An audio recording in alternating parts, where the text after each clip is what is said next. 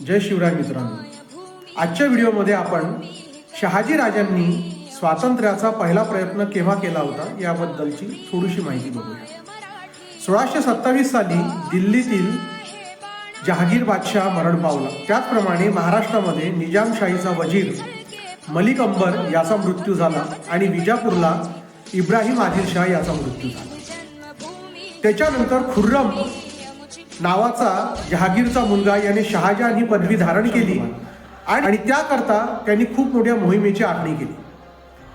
दक्षिणेवर मुघलांची धार पडणार हे शहाजी राजांच्या लक्षात आलं होतं आणि म्हणून मोगलशाहीच्या आक्रमणाखाली निजामशाही आणि आदिलशाही या दोन्ही अडकून राहतील आणि त्यामुळे आपल्याला स्वतंत्र राज्य स्थापन करता येईल हा विचार सगळ्यात प्रथम त्यांच्या मनात आला। 1629 साली पुणे आणि सुपे प्रांत हा स्वतंत्र जाहीर करून टाकला।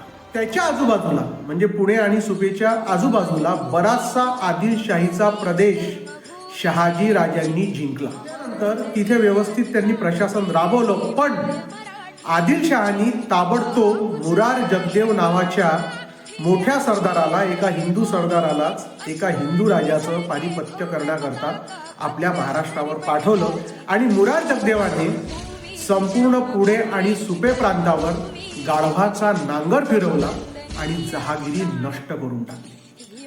शहाजी राजांचा स्वातंत्र्याचा पहिला प्रयत्न हा इथे अपयशी ठरला, पण तरीही त्यांच्या मनातून स्वातंत्र्याचं स्वप्न काही धुसर झालं नव्हतं। त्यांनी पुन्हा दुसरा प्रयत्न केला आणि तो केव्हा केला हे आपण पुढच्या व्हिडिओमध्ये माहिती घेऊया।